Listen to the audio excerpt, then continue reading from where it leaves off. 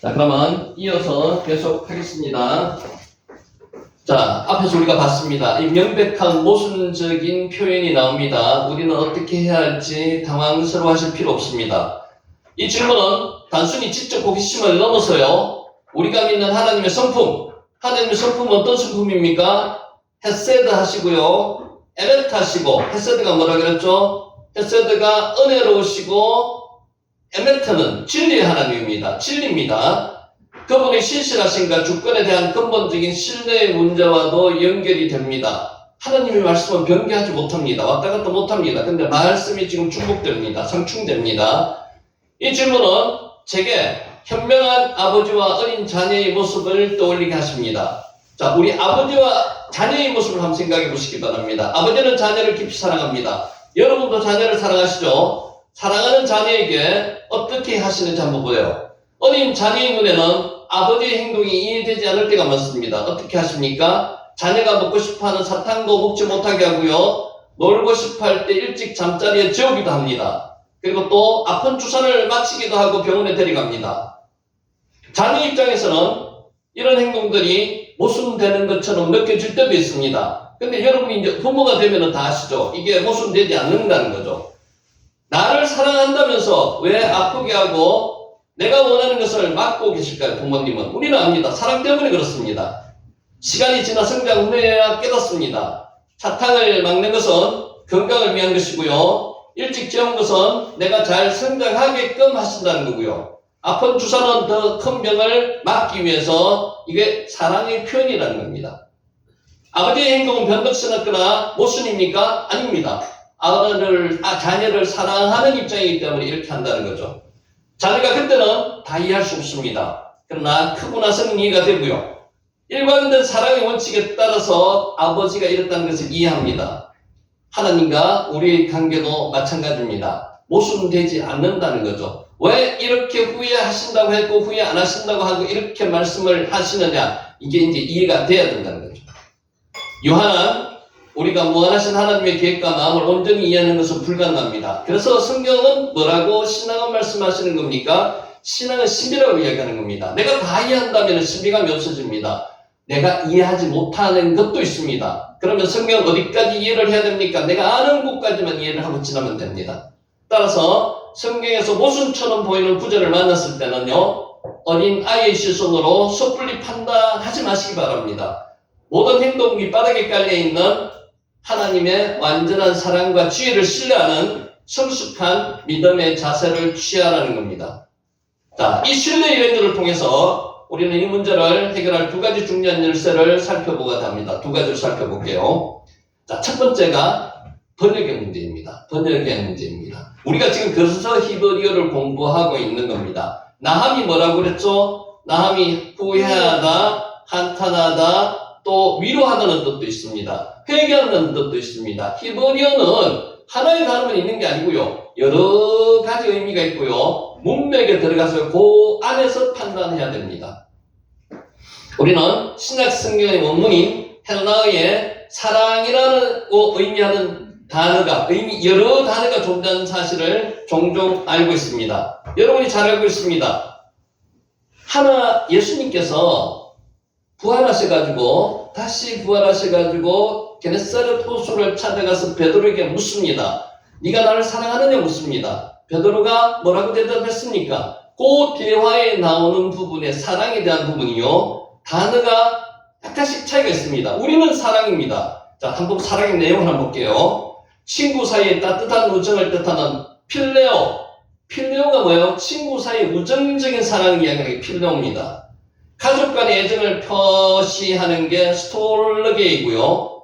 그리고 하나님의 자기 희생적인 무조건적인 사랑. 그러니까 하나님의 사랑은 아가페적인 사랑이라고 이야기합니다. 그러니까 질문하신 내용, 예수님께서 질문하신 네가 나를 사랑하느냐 물었을 때 아가페의 사랑을 물어보셨고요. 베드로가 대답했는 것은 나는 아가페의 사랑으로는 주님을 사랑하지 못하고요, 친구 간의 우정적인 사랑은 사랑할 수 있습니다. 이런 식으로 대화가 되는 겁니다. 자, 한번 볼게요.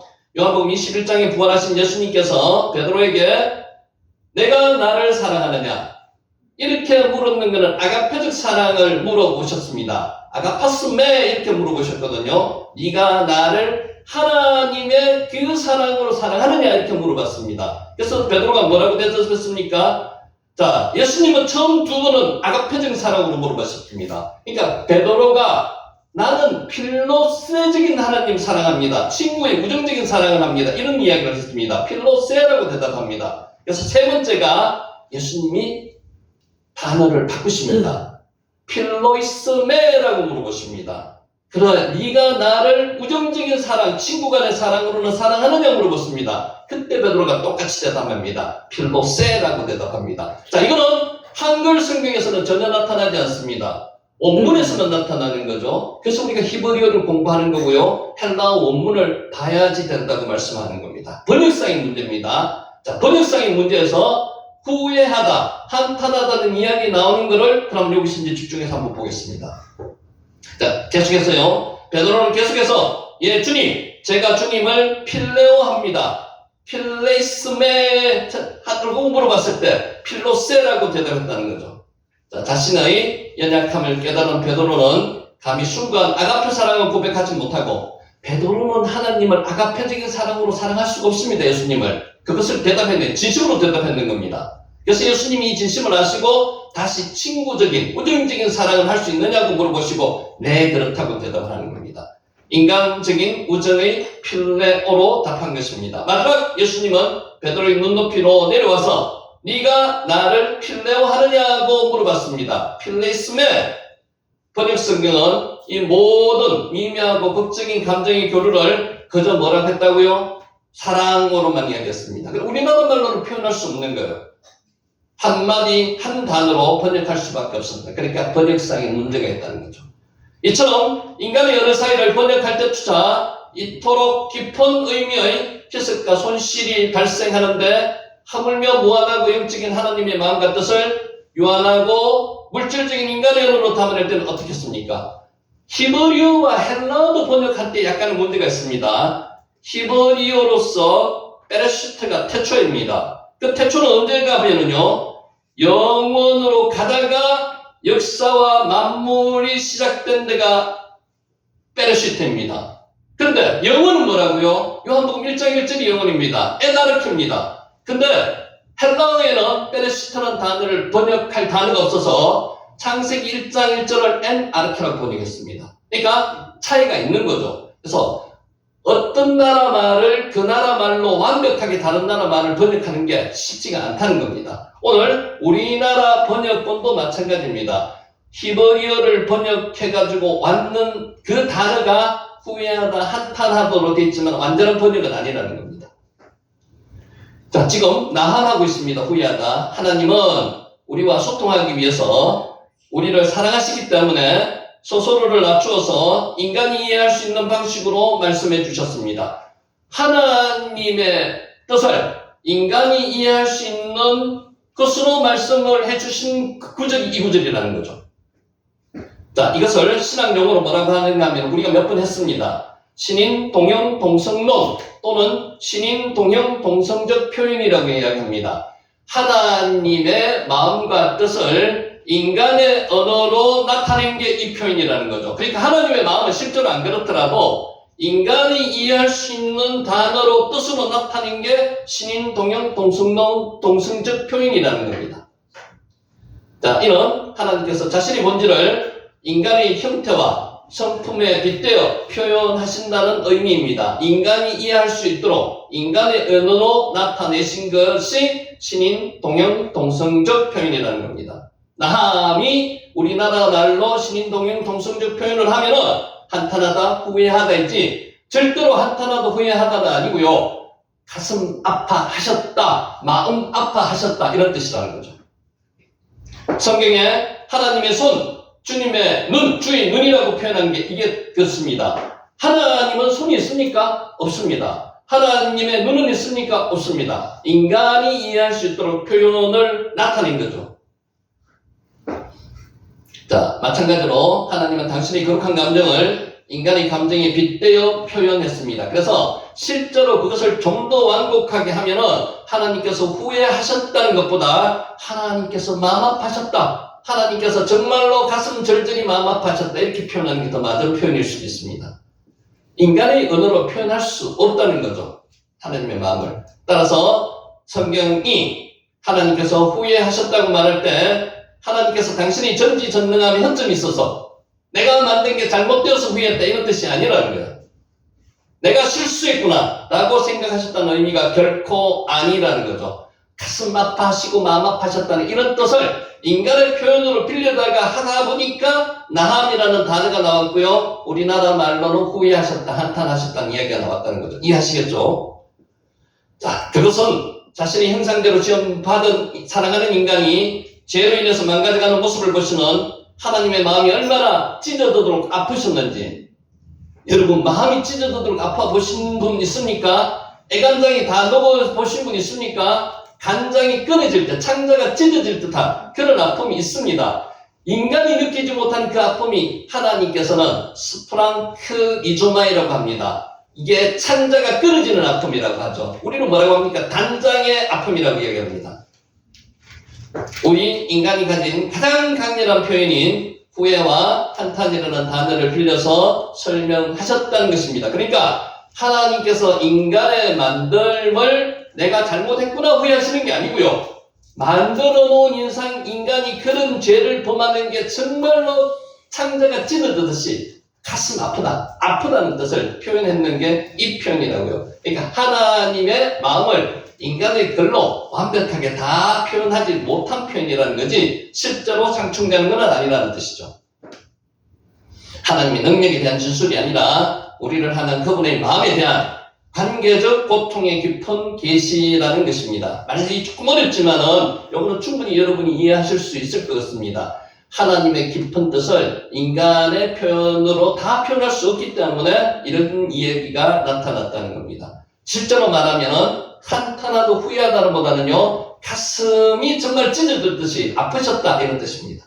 자, 두 번째는요, 하나님께서 은혜 관계 안에서 일하신다는 사실을 이해해야 된다는 겁니다. 하나님은 앞에 말씀하셨는 거랑 뒤에 말씀하셨는 거랑 달라지지 않습니다. 언약 관계 속에서 움직이십니다. 여호와 하나님이 어떤 뜻이에요? 언약의 하나님. 스스로 계신 분이 언약하신 것은 그대로 끝까지 가는 겁니다.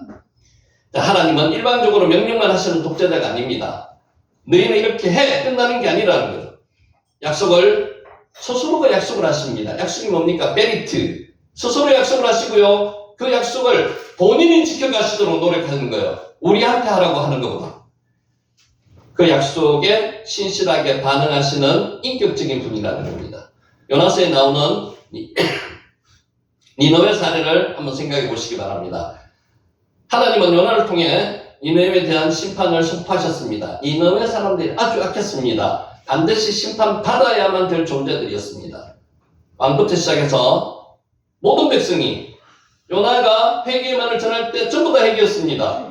그 하나님이 그 뜻을 돌이키셨습니다. 이게 하나님이 앞에 말한 거랑 뒤에 말한 거랑 차이가 있기 때문에 이래서는 안 된다는 겁니까? 잘 보시기 바랍니다. 성경은 그런 게 아닙니다. 하나님이 변덕일까요? 그렇지 않습니다.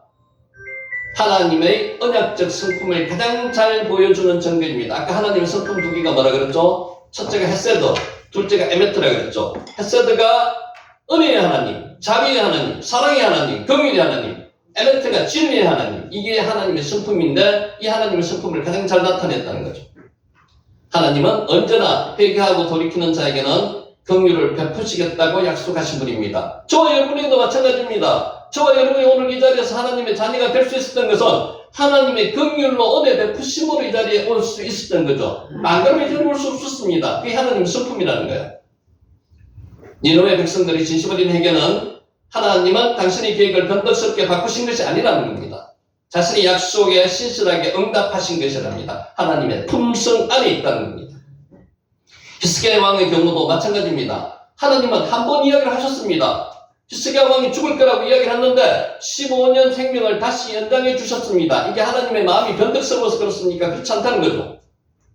죽을 병에 걸린 그에게 이사야 선지자는 죽음을 통보했습니다. 그러면 끝입니다. 하나님의 말씀은 변경 못하니까. 근데 안 그러셨다는 거죠. 히스기야가 눈물로 기도했을 때 중요한 거 눈물로 기도했다는 이 내용 때문에 그렇습니다. 하나님 그의 생명을 15년 연장시켜 주셨습니다. 은혜의 하나님, 사랑의 하나님, 진리의 하나님.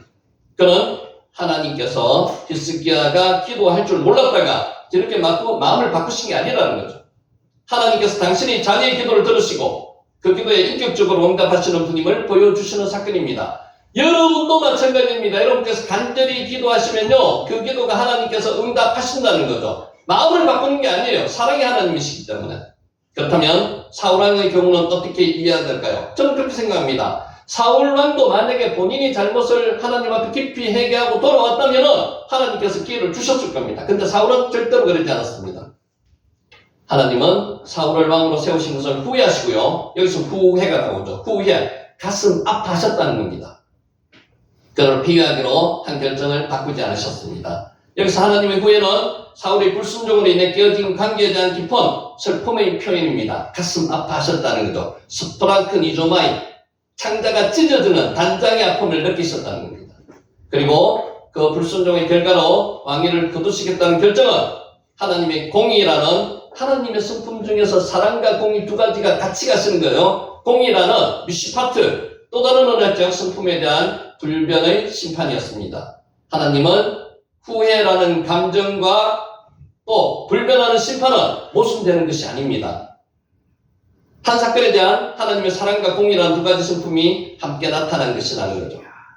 자, 이제 우리는 처음의 질문으로 돌아가서요, 결론을 내릴 수가 있습니다. 하나님은 그분의 본질, 거룩한 성품, 그리고 온 인류를 향한 궁극적인 구원 계획에 있어서는 영원히 불변하시며 결코 후회하지 않는다는 것, 여러분 꼭 이해하시기 바랍니다. 그분의 계획은 한치의 오차도 없이 인간의 어떤 실패나 반응에도 불구하고 마침내 온전히 성취될 것이라는 겁니다. 우리는 마지막 날 하나님 앞에 섰을 때, 하나님, 모든 말씀과 계획은 참으로 처음 말씀하셨는 것처럼, 언약하셨는 것처럼 신실하게 다 이루어졌습니다 라고 고백하게 될 겁니다. 그게 하나님의 뜻입니다. 하지만 그 위대하고 변함없는 계획을 이루어가는 과정 중에서 하나님은 결코 차가운 기계처럼 움직이지 않습니다. 히스기야가 기도했을 때 15년 생명을 연장시켜 주신 하나님, 니느웨 백성들이 회개했을 때 그 회개를 받아들이신 하나님처럼 여러분이나 제가 회개할 때, 하나님 앞에 기도할 때 그 기도를 들어주시는 하나님이시라는 겁니다. 그분은 연약하고 실수투성이인 우리와 인격적인 관계를 맺으십니다. 그분이 누구시라고요? 천지를 창조하신 그 하나님이고요. 그분이 누구시라고요? 그분이 십자가에 달려가신 그 하나님이시고요. 그분이 누구시라고요? 이제 우리 마지막 날에 종말에 심판하실 그 하나님이 누구예요? 우리 아버지. 연약하고 실수투성이 우리와 인격적인 관계를 맺으시는 우리 아버지. 우리를 구원하시기 위해서 친히 인간의 연의로 자신의 낮춤 말씀하시고요. 우리의 선택과 반응에 따라 함께 아파하시고, 하나님은 우리가 아파할 때 함께 아파하십니다. 집사님이 아파하실 때 하나님이 아파하세요. 같이 아파하세요. 내 혼자 아파하는 게 아닙니다. 어렵고 힘든 일이 지금 우리 많습니다. 그죠? 여러분 말 안 해서 그렇지 저도 마찬가지고 하나님 앞에 구해야 될 게 많습니다. 하나님 앞에 구하시면요, 하나님이 그냥 아파하시면서 같이 들어주시는 거예요. 그 하나님께 오늘도 나아가서 기도하시라는 겁니다. 때로는 뜻을 돌이키는 것처럼 보이기도 하십니다. 성경에서 하나님이 우리 때문에 우시고 후회하시고, 하나님이 우신 거 여러분 아시죠? 누구 때문에 우셨어요? 나사로가 성경에도 나오더니 예수님이 우신 사건이 두 번 나옵니다. 나사로가 죽었을 때 그 무덤 앞에서 예수님이, 하나님이 우셨어요. 그리고 예루살렘 성이 멸망할 것을 보시고 예견하시고 거기서 우셨습니다. 하나님도 우십니다. 여러분이 우실 때 하나님도 따라 우시는 거예요. 우리 때문에 분노하시고요, 달래시는 모습을 발견할 때 우리는 하나님의 약점을 보는 것이 아닙니다. 정말 사랑의 하나님, 헤세드의 하나님을 발견할 수 있다는 거죠. 하나님 앞에 나가셔야 됩니다. 오히려 우리는 그분의 일반적인 통치가 아니라요, 우리를 향한 깊고 뜨거운 사랑의 상호작용을 목격하는 것이라는 거죠. 하나님은 서로 우리와 교감하시는 겁니다. 우리 죄가 그분의 마음을 아프게 하고 우리의 기도가 그분의 마음을 움직일 수 있다는 사실이야말로 우리가 받은 가장 놀라운 은혜이라는 거죠. 여러분이 하나님 앞에서 기도하시면요, 누가 들으신다고요? 천지를 만드신 그 하나님이 들으신다고요. 나를 위해서 십자가에 돌아가신 그 하나님이 들으신다는 겁니다. 그리고 듣기만 하시고 끝나시는 게 아니고요. 행동으로 응해 주신다는 겁니다. 아싸 하신다는 겁니다. 그것은 하나님을 향한 우리의 삶과 기도가 결코 무의미하지 않다는 가장 강력한 증거입니다. 나는 힘이 없어요. 내 혼자 할 수도 없습니다. 인간적으로는 내가 정말로 포기하고 싶은데 하나님이 나와 같이 오시고 나를 도와주시기 때문에 나는 할 수 있다는 겁니다. 사람이 무엇이기에 주께서 그를 생각하시며 인자가 무엇이기에 주께서 그를 돌보시나이까. 시편 8편 4절 말씀입니다. 항상 이런 하나님이 여러분과 함께 하신다는 것을 잊지 마시고요. 용기 잃지 마시고요. 힘들고 어려울 때 그 부분 앞에 가서 아뢰시면요, 하나님께서 여러분에게 힘을 주실 것을 믿습니다. 자, 오늘 순서가 복습하는 순서입니다. 이제. 자, 지난번에 말씀드렸습니다. 42절 한번 읽겠습니다. 내가 오늘 우물에 이르러 말하기를 내 주인 아브라함의 하나님 여호와여, 만일 내가 행하는 길에 형통함을 주실진데, 여기서 이제 우리 글에는 안 나타나지만 우물로 나옵니다. 한글로는 우물이 나오는 이 우물이 원문에는 베에르라는 우물도 있고 아인이라는 우물이 혼용돼가 쓰고 있습니다. 그래서 이것을 어떻게 이게 성경이 잘못된 게 아니냐 이렇게 이야기할 수도 있는데 그런 게 아니고요. 이 우물은 혼용돼 있는 우물일 가능성이 높습니다. 퐁퐁퐁퐁 지하수도 올라오는 아인도 되고요. 그리고 빗물을 저장하는 베에르도 됐기 때문에 이렇게 기재해 놨을 것이다. 자, 43절에 내가 이 우물 곁에서 있다가 젊은 여자가 물을 기르러 오거든 내가 그에게 청하기를 너는 물동이를 물을 내게 조금 마시게 하라. 성경은 인간의 머리에서 나온 게 아니라는 게 단어 하나만 보더라도 충분히 이해할 수 있습니다. 그래서 오늘 젊은 여자가 요 할 때 여자는 아르마를 썼습니다. 아르마, 이 젊은 여자는요, 앞에 나오는 건 뭐라고 썼는가 하면은 앞에 나오는 걸 베툴라라는 단어를 썼습니다. 이렇게 사람은 구분해가지고 기록하기가 어렵습니다. 성경은 하나님의 영감으로 지은 거기 때문에 성령을 구분하게 만들어 주신다는 거죠. 알르마 처녀이고요. 45절 내가 마음속으로 말하기를 마치기도 전에 리브가가 물동이를 어깨에 메고 나와서 우물로 내려와 깊기로 내가 그에게 이르기를 청하건대 내게 마시게 하라 한적. 자, 지난번에 원장님도 저한테 질문 한번 하셨는데 우리말에서 한글 성경에서 가장 많이 빼먹었는 게 감탄사를 거의 빼먹었습니다. 힌내라는 감탄사가 있습니다. 힌내는 어떤 뜻인가 하면요, 보라 이런 뜻이에요. 와 이런 뜻이에요. 감탄하는 겁니다. 실제로. 그래서 이것을 그대로 원문으로 번역하면요, 힌내 리프카 요체트입니다. 그런데 보라 리브가가 나왔다 이런 뜻입니다. 이게 무슨 말인가 하면요, 이때까지 기도하고 왔는 기도가 이제 현실에서 바로 응답되는 겁니다. 그러니까 우와 보라 이런 뜻입니다. 야차 나아가다는 뜻이고요. 46절 그가 급히, 요건 뒤에 안 읽겠습니다.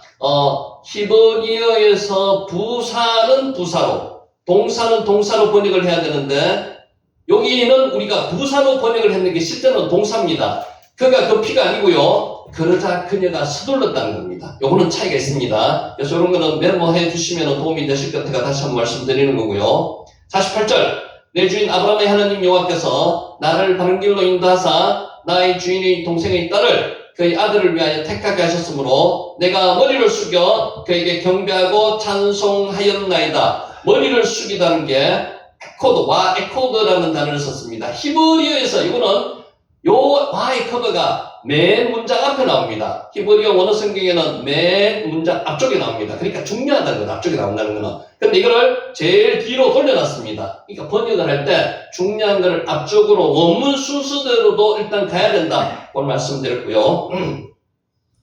자, 카다드 한번 해보세요. 카다드 어려운 단어입니다. 카다드 숙이다는 겁니다. 숙이다. 머리를 숙이다.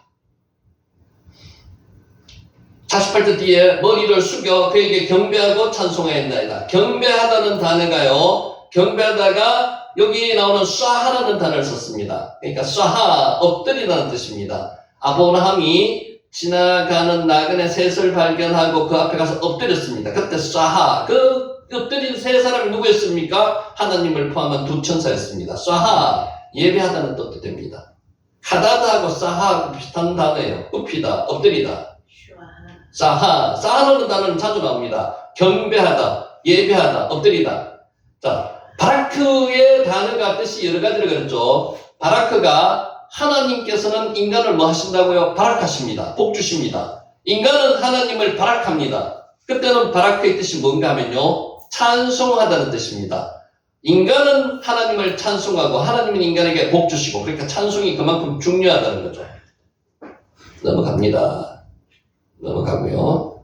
자, 49절. 이제 당신들이 인자함과 신실함으로 내 주인을 대접하려거든 내게 알게 해주시고, 그렇지 아니할지라도 내게 알게 해주셔서 내가 우로든지 좌로든지 행하게 하소서. 하나님의 성품 크게 두 가지가 뭐라고 그랬죠? 헤세드하고 에메트라 그랬죠. 헤세드가 신실하신 하나님, 은혜로우신 하나님, 긍휼하신 하나님.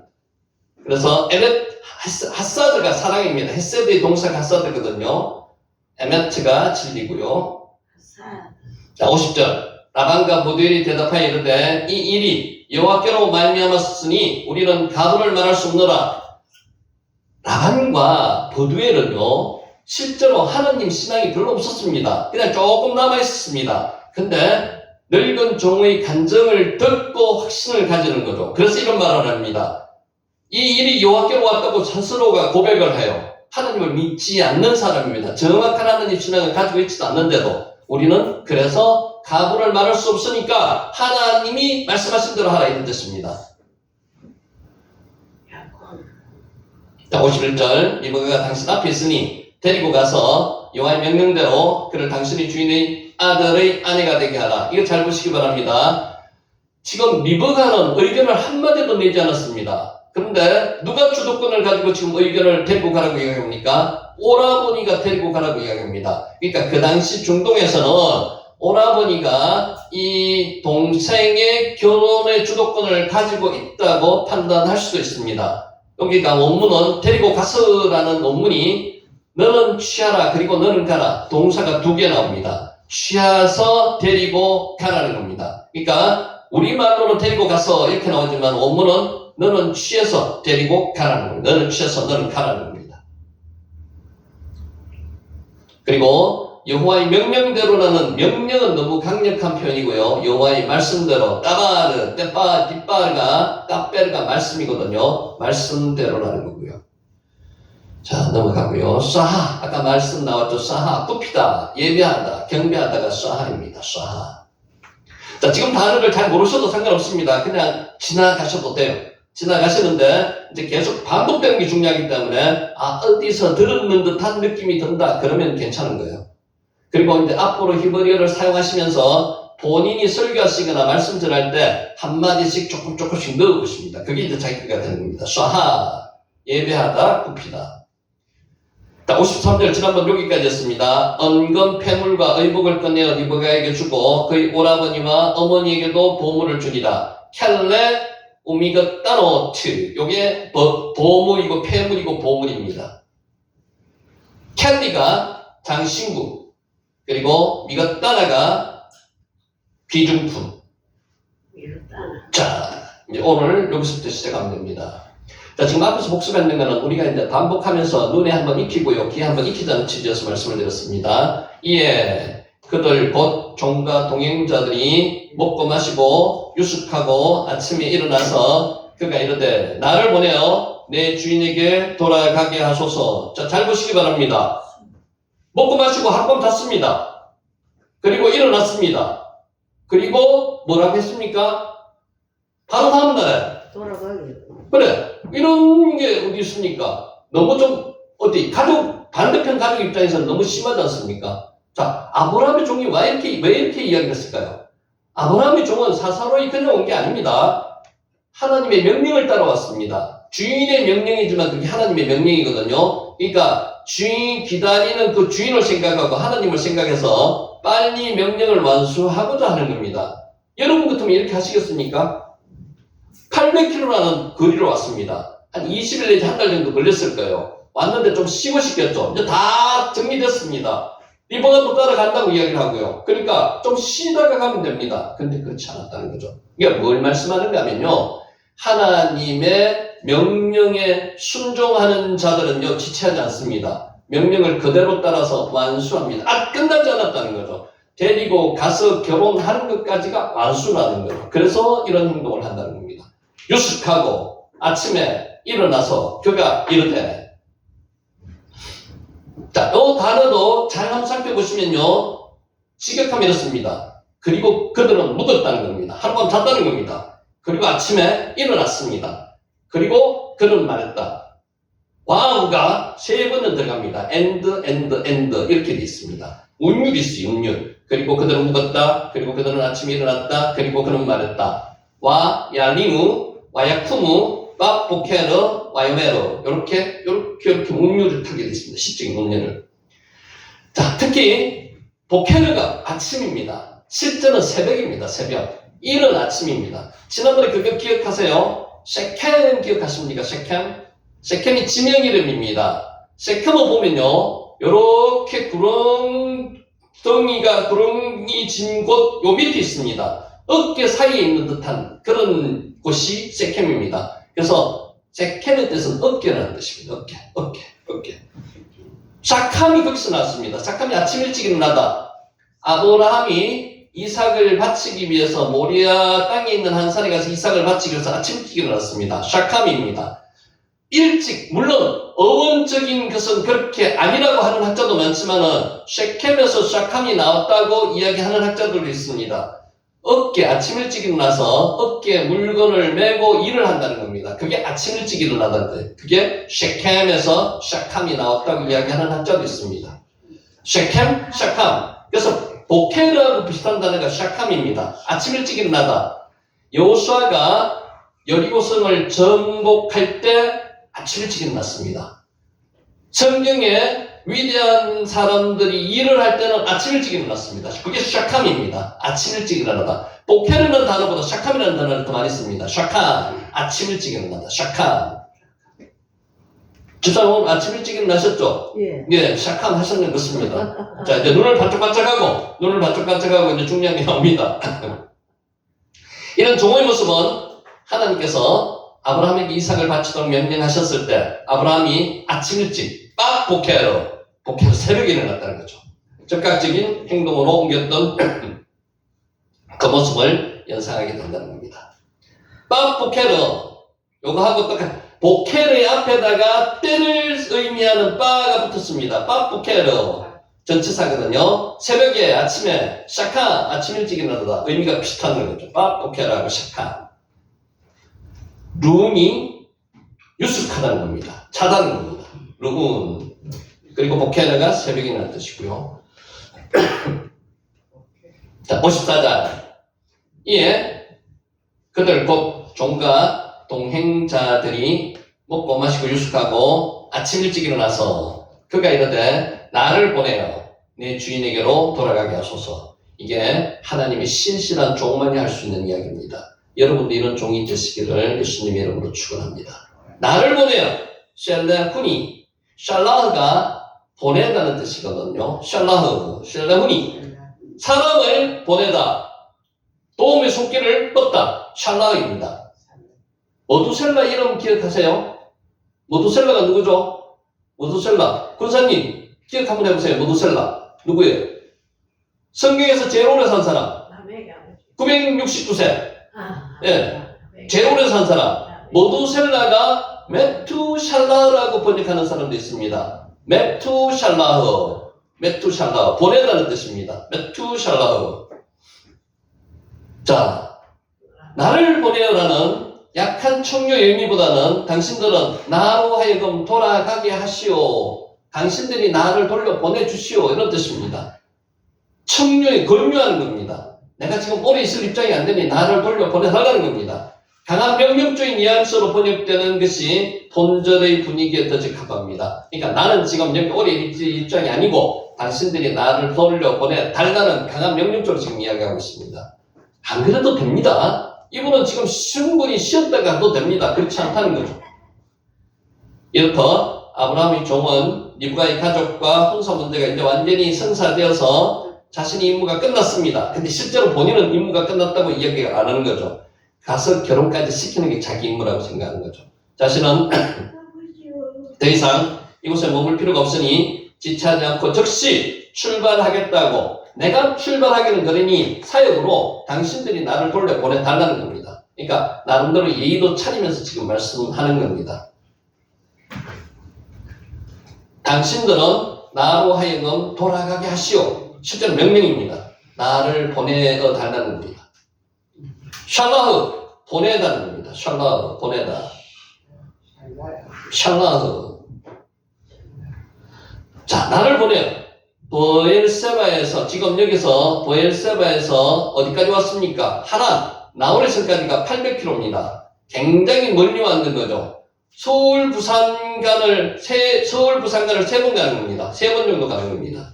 머나먼 길을 떠나서 무사히 여행 목적을 이루었다면 이제 며칠은 푹 쉬어도 됩니다. 근데 그렇지 않았다는 겁니다. 리브가가 지난밤에 이삭의 아내로 되기로 결정했습니다. 이제 다시 돌아올 수 없는 먼 길을 떠나기 전에 가족들과 이별할 시간을 가질 필요도 있었습니다. 이제 한번 떠나면 800km 다시 돌아오지 못합니다. 이제 마지막 얼굴 보는 거예요. 가족 입장에서는 조금 더 있다 갔으면 하는 게 인지상정이라는 거죠. 근데 다음날 아침 일어나자마자 바로 보내달라는 겁니다. 아브라함의 종은 자신이 기별을 손꼽아 기다릴 누구를 생각했어요? 주인 아브라함, 그리고 그 아들 이삭을 기다려 생각했습니다. 자신이 맡은 임무가 이삭과 리브가의 결혼까지 이루는 것이었다고 생각했기 때문에 서둘러 자신의 임무를 완성하기 위해서 귀향을 재촉했습니다. 자, 우리는 여기서 책임을 맡은 사명자의 자세에 대해서 배우게 됩니다. 여러분의 사명은 있으십니까? 다 하나님께 받으셨죠? 그 사명을 완수하기 위해서 어떻게 해야 되는지 오늘 이 시간 다시 한번 생각해 보시는 시간이 되셔야 됩니다. 아브라함의 늙은 종은 그 사명을 완수하기 위해서 최선을 다하고 있는 겁니다. 정녕 사명을 맡은 자가 취해야 할 가장 중요한 요소는 어떻게 하는 거예요? 죽도록 충성하는 겁니다. 여러분의 사명이 무엇입니까? 사람마다 다 다릅니다. 어떻게 충성해야 된다고요? 죽도록 충성하라고요. 그게 하나님께서 이 땅에 여러분을 보내신 이유입니다. 하나님은 사명이 끝나지 않은 자는 절대로 안 데려가십니다. 사명이 끝나야지만이 데려가십니다. 권사님이 여러분 수술을 통해서라도 이 땅에 지금 살아계신 것은 하나님의 사명이 남아 계셨다는 거예요. 그 사명을 꼭 완수하시기 바랍니다. 자, 55절. 리브가의 오라버니와 그의 어머니가 이르되 이 아이로 하여금 며칠 혹은 또는 열흘을 우리와 함께 머물게 하라. 그 후에 그가 갈 것이니라. 누가 이야기했다고요? 리브가의 오라버니 라반과 어머니가 이야기를 했다는 겁니다. 붙잡는 거죠. 이게 사실 인간으로서는 당연한 겁니다. 리브가의 오라버니와 그의 어머니 아히하 왜 임마흐. 자, 그녀의 남자 형제와 그녀의 어미가 이야기했다는 겁니다. 리브가의 오라버니는 라반입니다. 라반과 그 어머니가 이야기했습니다.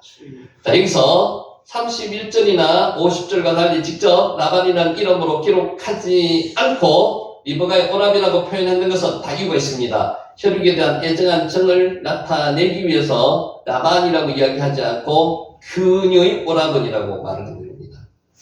자, 오랍이라는 단어가 아흐라는 단어를 썼습니다. 이건 남자 형제 간에 아흐라고도 하지만은 여자 남매 간에도 아흐라고 하기도 합니다. 친근감을 강조하는 용어이고요. 엄마는 M입니다. M. 히브리어로서 엄마는 M입니다. M. M 한번 해보세요. M. 너무 정감 어린 용어입니다. 그러니까 정을 생각해서라도 조금 더 오래 있었다가 갔으면 하는 마음이라는 거죠. 창세기 저자는 이 같은 용어를 사용해서 독자들로 하여금 당시의 상황을 정감있게 전달하고자 하는 겁니다. 그래서 이것은 이 안에서 느낄 수 있는 이런 부분을 그냥 한글로 보면 잘 느낄 수 없는 겁니다. 원어로 보면은 어머니의 마음, 오라버니의 마음이 느껴지게 돼 있다는 겁니다. 여기 안에서. 며칠 또는 열흘을 야밈 오 아소르. 개역 성경에서는요, 적어도 개역 개정 성경에서는 또는 이렇게 번역했습니다. 오는 원하다는 뜻입니다. 아의 단축형이고요. 말하는 자의 의지나 강한 욕구가 섞인 선택을 나타내는 접속사입니다. 아와가. 자, 이 본문이 이렇습니다. 내용은 잘 몰라도 되는데요. 실제로 한글의 의미는 알아야 됩니다. 직역하는 거. 며칠만이라도, 그렇지 않으면 단 열흘만이라도 이런 뜻입니다. 킹 제임스 버전의 a few days at least 10입니다. 그러니까 열흘만이라도, 조금만이라도 좀 더 있다 가라는 그런 표현입니다. 이런 표현이죠. 자, 가족들에게 있어서 너무나 갑작스럽게 결정된 혼사이고요. 어젯밤에 결정했습니다. 혼사는. 어젯밤에 결정하고 오늘 아침에 바로 그 800km 되는 거리를 가겠다는 겁니다. 이제 다시 돌아오지 못할지도 모르는 800km 넘는 타향으로 사랑하는 딸이요, 사랑하는 누이 동생을 떠나보내는 아쉬움 때문에 리브가의 가족은 특별히 정을 나눌 이 같은 이별의 시간을 요청하였습니다. 자, 이때 누구의 의사가 제일 중요합니까? 본인의 의사가 제일 중요하죠. 아소르가 뭐라고요? 열이라는 뜻입니다. 열, 10. 여러분이 리브가 같으면 어떻게 했을 겁니까? 한번 생각해 보세요. 자, 가족들이 리브가에게 물었으면 리브가는 뭐라고 대답할 거라고 생각하고 물었을까요? 나도 그래요. 멀리 떠나면 내가 이제 다시 못 보니까 조금 이따 갈게요. 이렇게라고 생각하면서 물었을 겁니다. 한번 보세요. 근데 그 사람이 그들에게 이르되 나를 만류하지 마소서. 여호와께서 내게 형통한 길을 주셨으니 나를 보내어 내 주인에게로 돌아가게 하소서. 만류하지 않다는 것은 그렇게 하지 마세요 이런 뜻입니다. 테아 하루 오팀 만류하지 말라는 겁니다. 만류하다는 의미는요, 상대의 의사를 거절하거나 반대해서 말리는 겁니다. 말리는 겁니다. 그렇게 하지 마세요 이런 뜻입니다. 근데 실제 의미는 그게 아닙니다. 당신들은 지체시키지 말라는 겁니다. 나를 더 이상 여기 모르게 하지 말라는 겁니다. 그러니까 만류하는 의미하고 조금 차이가 있습니다. 지체시키지 말라는 겁니다. Do not delay me. Do not delay me. 자, 리브가의 식구들이 아브라함의 종이 리브가를 데리고 리브가를 가나안으로 데려가는 것을 말린 것은 아닙니다. 가는 것을 말린 게 아니죠. 조금 지체하라는 겁니다. 그들은 리브가를 데리고 떠나는 시간을 연기해 줄 것을 이야기해요. 그 의미가 차이가 있습니다. 만류한다는 것은 데리고 가지 말라는 거고요. 지체하지 말라는 것은 조금 더 늦추라는 그런 뜻을 하지 말라는 겁니다. 두 가지 의미가 차이가 있습니다. 자, 지체시키다로 해석을 해야 된다는 거죠. 나를 만류하지 마소서. 이것은 나를 지체시키지 마소서. 이런 뜻으로 해석을 해야 된다는 거죠. 아하르. 지체시키다는 겁니다. 아하르 한번 해볼까요? 아하르. 지체시키다입니다. 지체시키다. 자, 공부를 하면서 이런 생각 한 번씩 드실 겁니다. 내가 이거 해서 뭐하냐? 한글도 다 끼우치지 못하는데 잘 모르는데 그게 아닙니다. 하나님의 말씀이거든요. 그래서 이거를 하면서 하나님이 어느 순간에 이 단어들이 머리에 떠올리게 만들어 주실 때가 있을 겁니다. 그러면 여러분께서는 말씀을 들어오는 힘이 있는 겁니다. 아하르, 지체시키다. 그러니까 한국 사람은 다른 나라 사람들과 유독 다르게요. 의미가 있으면 목숨까지 겁니다. 의미가 없으면 목숨 안 겁니다. 왜 우리나라 사람이 뱀을 먹는지 아십니까? 정력에 좋다는 그 의미가 너무 강하게 머릿속에 잡혀있으니까 뱀을 잡아먹습니다. 뱀이라도 잡아먹습니다. 내가 이것을 공부하는 게 하나님의 말씀을 공부하는데 절대로 도움이 된다고 생각하면 합니다. 그래서 그걸 생각하시면 사람이 되는 거죠. 그러니까 머리 싸매고 공부하는 그런 개념이 아니고요. 들어만 놓으시더라도 나중에 굉장한 힘이 된다는 걸 제가 말씀을 드릴게요. 아하르, 지체시키다는 겁니다. 지체시키다. 나를 만류하지 마소서. 아하루 오티. 복수형으로 사용된 것은 뭐 때문에 그런가면요, 라반이나 어미 한 사람이 만류한 것이 아니라 여러 사람이, 가족들 전체 많은 사람이 만류했다는 그런 뜻입니다. 미완료으로 사용된 것은 한 번 만류하고 만 것이 아니고요, 몇 번이나 계속 만류, 여러 차례 거듭 만류했다는 것을 의미합니다. 강조형이 사용된 것은요, 강곡하게 만류했다는 겁니다. 그러니까 이걸 종합하면요, 한 번만 만류한 게 아니고 여러 번 강곡하게 여러 사람이 만류했다는 겁니다. 아주 강하게 만류했다는 겁니다. 그럼 보통 사람 같으면은, 여러분이 아브라함의 늙은 종인 같으면은, 아이고 막 그럽시다, 막 며칠만 더 있읍시다, 이렇게 이야기할 수도 있습니다. 안 그럽니다. 하나님의 사명을 받은 사람은요, 그 사명을 완수할 때까지 끝까지 가야 된다는 것입니다. 이처럼 아브라함의 종은 지금까지 소중하게 키워온 딸이며 누이인 리브가를 타향으로 시집 보내야 하는 어미와 오라비 등으로부터 특별히 정 때문에 여러 차례에 걸쳐 단 10일만이라도 있을 수 있습니다. 근데 안 그랬다는 거죠. 머물렀다가 떠나달라는 간곡한 부탁을 받았음에도 불구하고 지체하기를 거부했습니다. 내게 형통한 길을 주셨으니, 형통하니, 여기도 부사가 아니고요, 동사입니다. 형통이 뭡니까, 형통?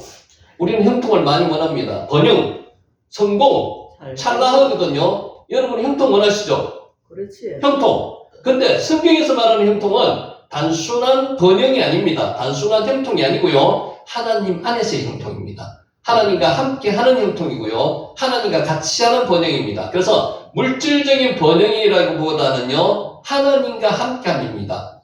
임마누엘과 비슷한 개념이라고 보시면 됩니다. 하나님 안에서의 형통입니다. 찰나흐. 자, 형통하게 만들다는 뜻으로 본문에서는 어떤 일이 있어도 형통하게 해주신 하나님의 행위의 강조점이 있습니다. 누가 형통하게 해주신다고요? 하나님. 그냥 인간적인 형통은요, 하나님께서 주시는 형통이 아니에요. 근데 하나님께서 주시는 형통은요, 함께 하심으로 하나님 안에서 형통을 이야기하기 때문에 이게 최고의 복이라고 얘기하시면 됩니다. 자, 따르키는 여행 길이라는 뜻이고, 떼르크에서 파생되었습니다. 그가 나의 길을 형통하게 하셨다. 누가요? 하나님께서 길을 형통하게 하셨다는 것입니다.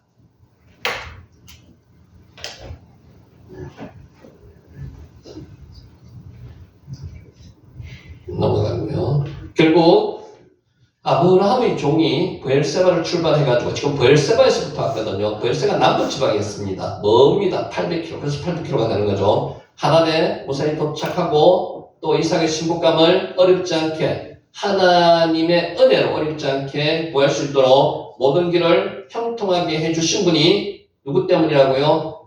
여호와 하나님이심을 분명하게 밝히고 있습니다.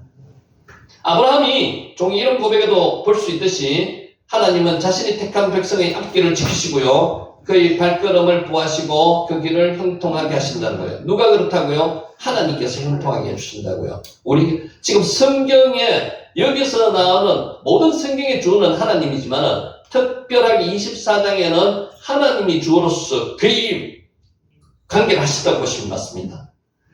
이런 하나님이 지금도 살아계셔서 우리의 일거수일투족을 지키고 보호하고 계심을 확신하시기 바랍니다. 아멘. 찰나흐. 여기 우리가 좋아하는 형통입니다. 찰나흐. 형통하다, 번영하다, 성공하다. 근데 여기서 하나 더 붙이자고 말씀드렸죠. 하나님 안에서 형통입니다. 하나님 안에서 형통. 찰나흐.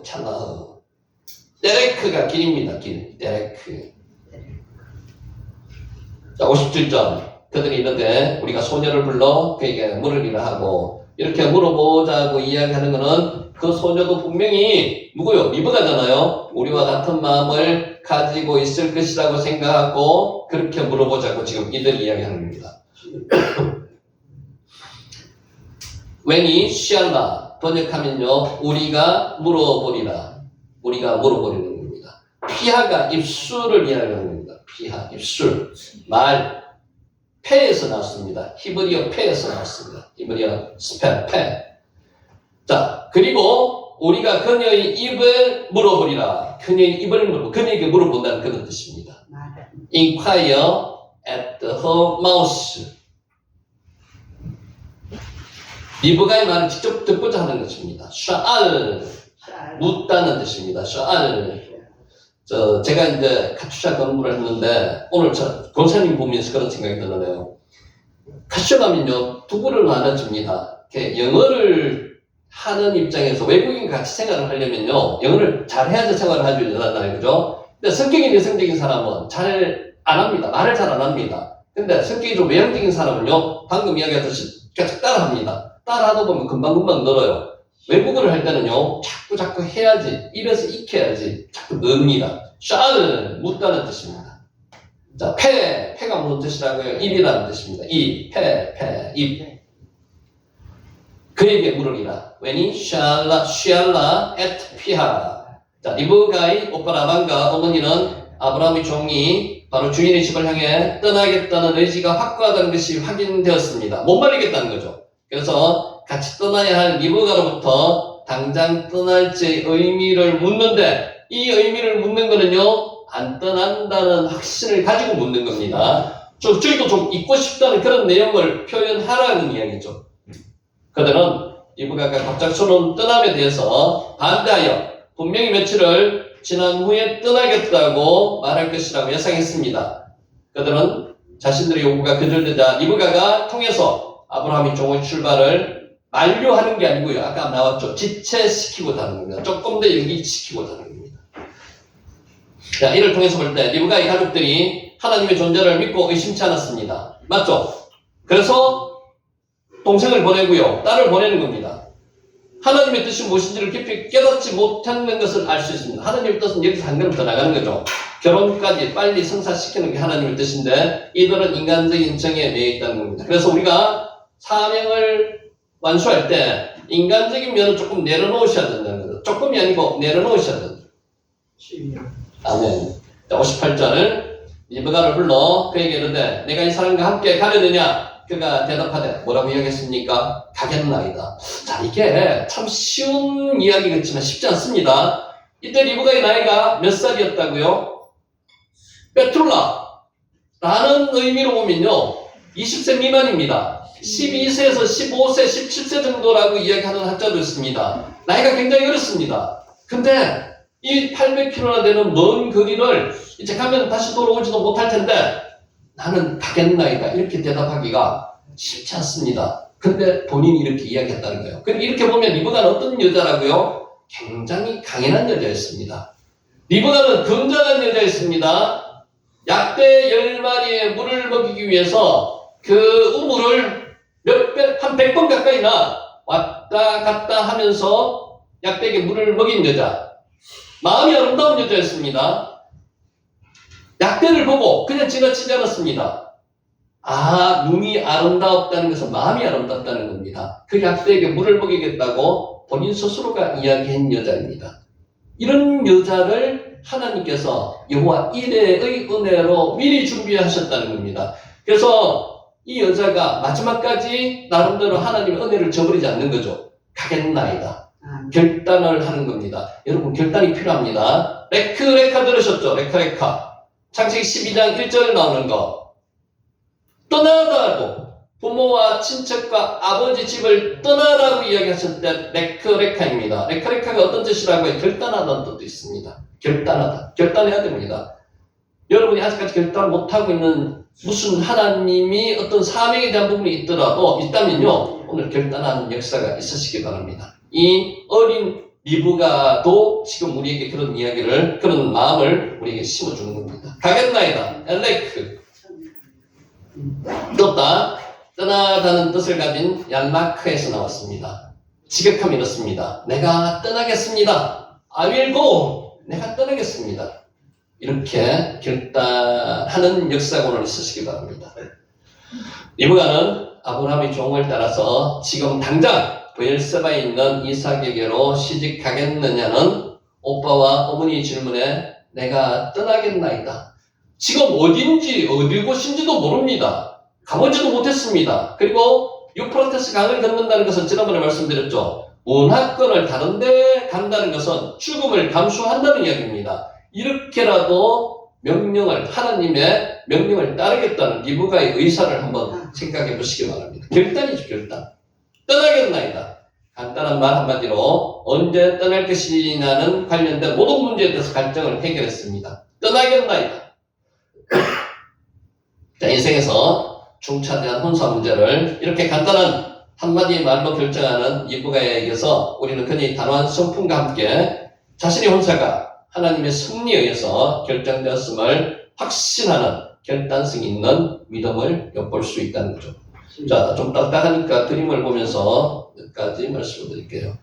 리브가가 1등 신부감인 이유, 창세기 24장 57절에서 58절 정리합니다.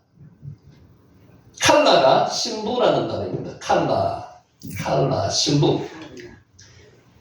리브가는 아브라함의 늙은 종의 기도 응답으로 만나게 된 이삭의 아내입니다. 지난번에도 말씀드렸는데 제가 지금 다시 한번 할게요. 24장에는 늙은 종의 이름이 한 번도 안 나옵니다. 이유가 뭐라고 말씀드렸죠? 뭐 여러 의견이 있을 수 있습니다. 늙은 종의 이름이 나올 필요가 없습니다. 왜냐하면 하나님의 아브라함의 종으로서의 역할이기 때문에 우리도 어디 가서 하나님의 사명을 감당할 때 내 이름은 내려놓아야 된다는 그런 뜻하고 같습니다. 늙은 종의 이름 엘리에셀이죠. 안 나오는 이유가 그 때문이라고요. 하나님의 사명을 감당할 때는 내 이름이 나오는 게 원치 않는다는 거죠. 그래서 자기 이름을 내지 않았습니다. 하나님께서 말씀하지 않으시는 거죠. 리브가는 아브라함이 늙은 종이 볼 때 이삭에게 1등 신부감이었습니다. 리브가가 1등 신부감인 이유. 자, 한번 볼게요. 칼라. 신부입니다. 신부. 칼라. 리브가는 물을 청하는 나그네에게 물을 대접하는 친절한 여자. 이 당시에는 외부인 남자가 와서 물을 달라 하면 물을 잘 안 줍니다. 그런데 리브가는 그렇지 않았습니다. 목마른 사람에게 물을 제공했습니다. 나그네인 낙타들에게도 물을 먹이는 여유와 세심한 배려도 있었습니다. 요청 안 했습니다. 본인 스스로가 판단해서 이야기하는 겁니다. 10마리의 낙타들이 물을 충분히 마실 수 있도록 물을 길어오는 건강한 체력도 가지고 있었습니다. 옛날의 미의 기준은요, 지금의 미의 기준과 다릅니다. 허리가 호리호리하고 뭐 이런 기준이 아니에요. 옛날에는 체력적으로 건장한 여자가 미인이었습니다. 그래서 리브가는 우리가 말하는 그런 호리호리한 여자는 아니었을 거고요. 건장한 여인, 체격적으로도 뼈대도 굵고 건장한 여인이었을 것으로 추정합니다. 칼라, 물동이에 남은 물은 곧 구유에 붓고 다시 우물로 달려가서 더 많은 물을 길어왔다. 그 처녀는 노인이 끌고 온 모든 낙타에게 먹일 수 있을 만큼 물을 넉넉히 길어다가 주었습니다. 어느 때까지 마시겠다고요? 성경에는 배부를 때까지 마시겠다고 되어 있는데 먹기를 다 할 때까지 마시겠다는 겁니다. 그게 원어입니다. 먹기를 다 할 때까지. 그러면 굉장히 풍족하게 먹을 때까지 길어줬다는 겁니다. 상당히 힘든 작업입니다. 아마 저녁 때쯤 시작했으니까 깊은 밤까지 했을지도 모르겠습니다. 아마 그럴 겁니다. 시간상으로. 리브가는 낙타들에게 물을 먹이기 위해서 우물로 달려간다. 모든 일에 적극적으로 즐겁게 하는 여자라는 것을 알 수 있습니다. 이런 여자 여러분들 혹시나 며느리 삼고 싶지 않으십니까? 즐거워야 됩니다. 일을 할 때 막 투정 부리고 이런 사람은 힘듭니다. 주위에 있는 사람을 더 힘들게 합니다. 즐겁게 재미있게 하면서도 즐겁게 재미있게. 리브가는 긍정적이고 밝은 성격의 소유자였습니다. 자기가 막 스스럼 없이 이 사람 우리 집에 사료도 많고 집도 많으니까 가자고 이야기합니다. 이런 사람이 리브가입니다. 리브가는 낙타들을 위해서 물을 넉넉히 길어옵니다. 인색한 사람이 아니라는 것을 알 수 있습니다. 리브가는 몸과 마음이 건강하고 아름다운 여자입니다. 칼라, 신부입니다.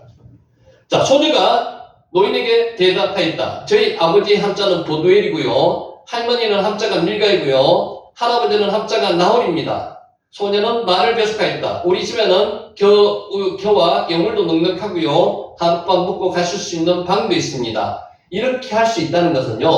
본인이 12살에서 17살 어린 처녀가 뭘 보고 했겠습니까? 나그네 대접하는 그 오빠와 아버지를 보고 닮았기 때문에 이런 행동을 하고 있는 겁니다. 함부로 할 수가 없는 행동입니다. 결단력도 있고요. 과감하고요. 쾌활하고 명랑하고 신부로서의 조건은 다 갖추고 있습니다. 리브가는 예의가 있고요. 사람에 대한 편견도 없었고요. 사람을 차별하지도 않고 사람을 섬기는 일을 즐거워하는 사람입니다. 여러분, 사람을 섬기는 일을 즐거워하는 이런 여자, 여러분의 정말 만약에 주위에 가까이 있다면 얼마나 좋겠습니까? 리브가는 낯선 사람에 대한 두려움도 없습니다. 아브라함의 늙은 종을 집에서 묵게 하는 일에 대해서 고민하지도 않습니다. 결단을 본인이 하는 거죠. 칼라, 신부입니다. 자, 소녀가 달려가서 이 일을 어머니 집에 알렸더니, 근데 아버지 보두엘은 아마 사망했거나 내지는 병약했거나 여러 가지 이유가 있는데 정확한 건 모릅니다. 추정할 뿐입니다. 리브가에게 오라버니가 있어. 그의 이름은 라반이라. 그가 우물로 달려가서 그 사람에게 이르되, 지금 달려가서 빨간 걸로 해놨는데 루츠라는 단어를 썼는데 그냥 안 갑니다. 루츠, 달려가는 의미는 왜 그렇습니까? 빨리 움직인다는 겁니다. 급하다는 겁니다. 뭔가 기쁜 소식을 알릴 때 달려가는 거죠. 달려간다는 겁니다. 달려가서. 칼라.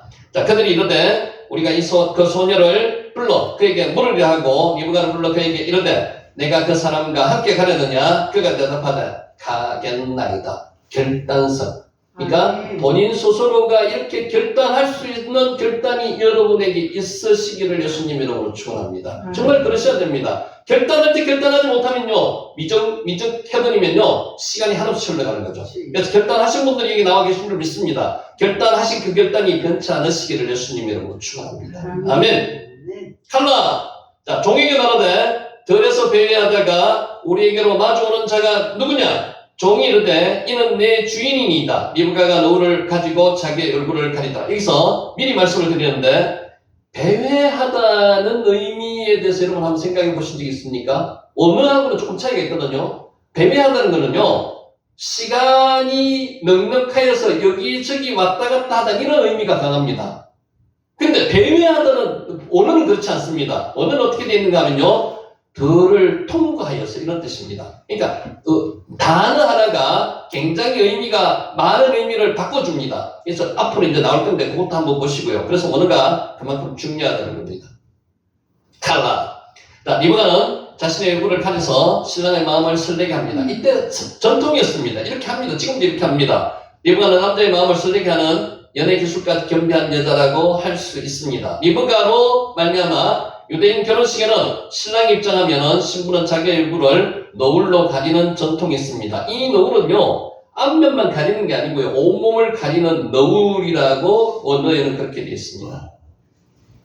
자, 앞으로 할 겁니다. 매력적인 성품의 예술자 리브가는 지금도 1등 신부감으로 절대 손색이 없다고 할 수 있습니다. 1등 신부감입니다. 체력도 건장하고 성격도 밝고요, 결단성도 있고 완벽한 신부감입니다. 자, 오늘 여기까지 하고 마지막 정리하는 말씀을 드리겠습니다.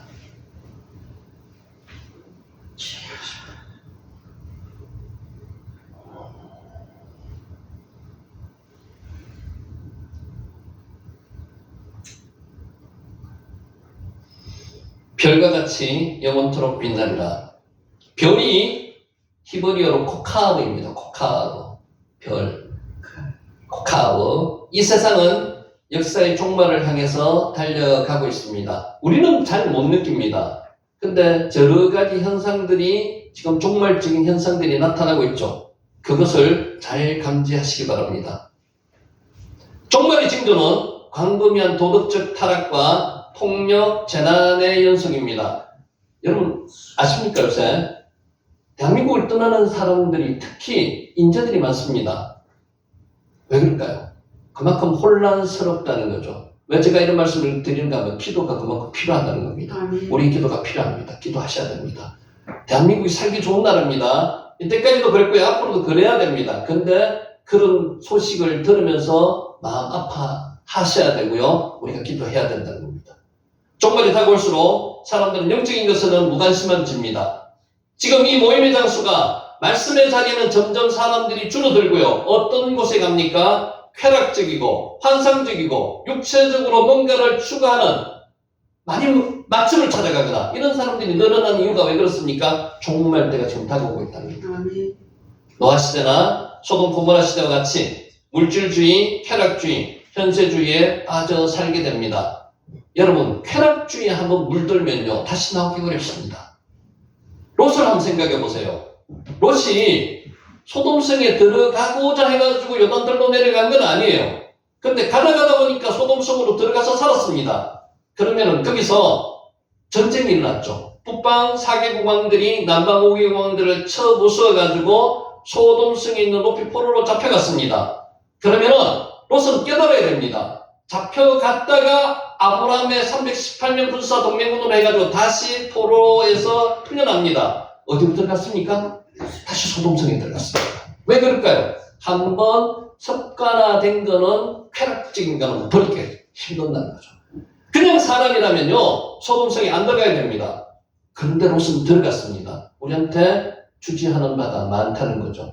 쾌락은 그만큼 우리가 빠져나올 수 있는 그런 환경이 아니라는 거죠. 그것을 끊을 수 있는 거는요, 말씀밖에 없습니다. 하나님의 은혜로밖에 끊을 수 없다는 거죠. 지금 이 세상에서 지금도 빠져있는 사람들이 그만큼 많다는 거죠. 그러니까 말씀이 들어가면, 복음이 들어가면요, 사람을 변화시킬 수 있다는 거죠. 복음은요, 사람을 변화시킵니다. 복음은 사람을 치료합니다. 복음은 구원합니다. 그래서 우리가 복음을 전해야 된다는 겁니다. 그러나 결코 낙을 누릴 수 없습니다. 이런 것이 재난과 전쟁과 끔찍한 사건들이 연속해서 일어나기 때문입니다. 대한민국은요, 참 특이한 나라입니다. 외국에 있는 사람들이 대한민국을 보면요, 참 신기해요. 지금 휴전 상태에 있거든요. 여기서 우리는 전쟁을 생각도 안 하고 지나고 있습니다. 이게 복입니까? 은혜일 수 있지만은요, 그만큼 기도를 해야 되는 지금 우리라는 걸 생각해야 된다는 겁니다. 누구도 대환란을 피할 수가 없습니다. 이제 곧 다가옵니다. 코카드 별입니다. 이런 상황을 미리 알고 있는 성도들은 어떻게 살아야 할까요? 준비해야죠. 여러분, 죽음을 준비하는 게 나쁩니까? 아니요, 죽음은 분명히 준비해야 됩니다. 환란도 재난도 마지막 대환란도 준비해야 됩니다. 준비 안 하고 갑자기 맞으면 어떻게 됩니까? 소금속이 멸망하는 노스처럼 그렇게 된다는 겁니다. 성도들은 대환란이 다가와도 두려워하거나 절망하지 말아야 됩니다. 미리 약속을 하셨기 때문에, 하나님께서 미리 언약을 하셨기 때문에 이 환란이 다가온다는 미리 알려주셨잖아요. 두려워하거나 절망하지 말아야 됩니다. 성경은 그 이유에 대해서 이렇게 말씀하고 있습니다. 그때에 내 백성 중에 책에 기록된 모든 자가 구원을 받을 것이니라. 책에 기록된 자는 구원을 받는다는 것입니다. 생명책에 기록된 자는 구원을 받습니다. 무엇이든지 속된 것이나 가증한 일 또는 거짓말하는 자는 결코 그리로 들어가지 못하되 오직 어린 양의 생명책에 기록된 자들만 들어가리라. 요한계시록 21장 27절 말씀입니다. 여러분의 이름은 생명책에 기록되어 있으시죠? 믿습니다. 아멘. 예수님은 제자들에게 말씀하셨습니다. 귀신들이 너에게 항복하는 것으로 기뻐하지 말고 하늘에 기록된 너희 이름이 하늘에 기록된 것으로 기뻐하라고 말씀하십니다. 그래서 우리는 찬양을 할 수 있는 겁니다. 예수님은 우리에게 가장 기뻐해야 할 것이 무엇인지 가르쳐 주셨습니다. 하늘에 기록된 것은 하늘에 있는 생명책에 기록된 것을 의미하는 겁니다. 우리 이름이 하늘에 이름에 생명책에 기록된 것을 기뻐하면 찬양이 나올 수밖에 없다는 거죠. 생명책에 기록된 모든 자는 예수 그리스도의 결속의 은혜를 받고 하나님의 자녀가 된 성도들입니다. 성도들에게는 구원과 천국이 확실히 보장되어 있습니다. 아까 말씀하신 영생, 천국이 보장되어 있다는 거죠. 아멘. 그러므로 성도들은 종말에 임박한 대환란의 시대를 살지라도요, 우리는 소망이 있습니다. 티크와 소망이 있죠. 영생의 소망, 천국의 소망이 있기 때문에 두려워하지 않습니다. 대환란을 두려워하지 말고요, 하나님의 자녀답게 구별된 삶을 살아야 한다는 것입니다. 그러면 앞서 세상을 떠난 사람들은 어떻게 될까요? 우리 이전에 세상을 떠난 장로님 같으신 분이 어떻게 될까요? 성경은 말씀하고 있습니다. 땅의 티끌 가운데서 자는 자 중에서 많은 사람이 깨어나 영생을 받는 자도 있겠고, 티끌에서 일어나서 영생을 받는 자도 있겠고, 수치를 당하여 영원히 부끄러움을 당할 자도 있을 것이며, 다니엘 12장 2절 말씀입니다. 땅의 티끌 가운데서 자는 자는 죽어서 흙으로 돌아가 있는 자들입니다. 그들 중에서도 마지막 때에는 영생으로 갈 자도 있고요, 수치를 당할 자도 있다는 겁니다. 이들이 깨어난다는 것은 육체의 부활을 의미한다는 겁니다. 육체는 부활합니다. 육체의 부활은 세상 종말 때 예수님께서 재림하실 때 일어난다는 것입니다. 부활에는 두 종류가 있습니다. 하나는 의인의 부활이고요, 하나는 악인의 부활입니다.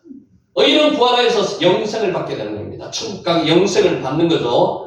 악인은 부활하여서 수치와 영원한 부끄러움을 당하게 된다는 것입니다. 우리는 지금 숨을 쉬고 살아가고 있습니다. 이 숨은 끝없이 계속되지 않습니다. 어느 순간에 되면은 이 숨은 멈춥니다. 멈추더라도 겁낼 필요가 있습니까? 그게 죽음을 준비하라는 거죠. 우리 하나님의 자녀들은 항상 준비되어 있어야 됩니다. 여러분 한번 생각해 보셨어요? 오늘 이 자리가 여러분의 마지막 자리라고 한번 생각해 보세요. 그러면 어떻게 살으셔야 됩니까? 저는 오늘 이 설교가, 이 강의가 마지막 설교라고 하면은 어떤 설교를, 어떤 강의를 해야 돼요? 혼신의 힘을 다해서, 마지막이니까, 끝이니까, 여러분 어떻게, 이게 마지막 하나님의 말씀을 듣는 자리라면 귀를 쫑긋 세우고 혼신을 다해서 이야기를 들어야 된다는 거죠. 그게 앞으로 우리가 생활할 매 순간 매 순간을 그렇게 살아야 된다는 것입니다. 그렇게 사는 사람들은요, 영원 속에서 영원으로 들어간다는 겁니다. 그게 하나님의 말씀이거든요. 언젠가 마지막 숨을 쉴 때가 옵니다. 누구나 마찬가지입니다. 그 순간이 오늘이 될지 아니면 내일이 될지, 내일 여러분 약속하실 수 있습니까? 아무도 약속 못합니다. 내가 이 순간이 지나고 나서 교만입니다. 그렇게 약속하실 수 있는 분은 아무도 없습니다. 그래서 오늘 지금 이 순간 내가 할 수 있는 최선을 다해서 살아라고 말씀하시는 거죠. 우리가 살아있는 동안에 예수님이 다시 오시지 않는다면요, 우리도 땅의 티끌 가운데 자는 자와 같이 자게 될 것입니다. 예수님이 오셔야지만 우리는 부활한다는 거예요. 그리고 예수님이 재림하시는 그날에 부활하게 될 것인데 영원한 생명을 얻게 될 것인지 아닌지는 주님의 손에 달려 있습니다. 생명책에 기록된 자는 영원한 생명을 얻게 된다고 하나님께서 말씀하셨기 때문에 우리는 그것을 믿습니다. 아멘. 한번 나의 모습을 돌아보시기 바랍니다. 주님의 손을 잡고 동행하고 있습니까? 여러분 지금 예수님 손잡고 동행하고 계신 거 맞죠? 동행하고 계셔야 됩니다. 아까 찰나가 뭐라 그랬습니까? 내가 형통하고 번영하고 성공하는 게 인간적으로만 끝나서는 안 된다는 거고요. 하나님 안에서, 예수님 안에서 손을 붙잡고 그분과 동행하시는 형통과 번영이 돼야 된다는 거죠. 자, 오늘 이런 저와 여러분이 되시기를 예수님의 이름으로 축원하면서 우리 한 사람 한 사람이 오늘 이 순간이 내 인생의 마지막인 것처럼 최선을 다해서 사시는 저와 여러분이 되시기를 예수님의 이름으로 축원합니다. 아멘. 기도하겠습니다. 하나님 아버지 감사합니다. 오늘도 주님의 은혜 가운데 우리가 말씀의 자리에 있었습니다.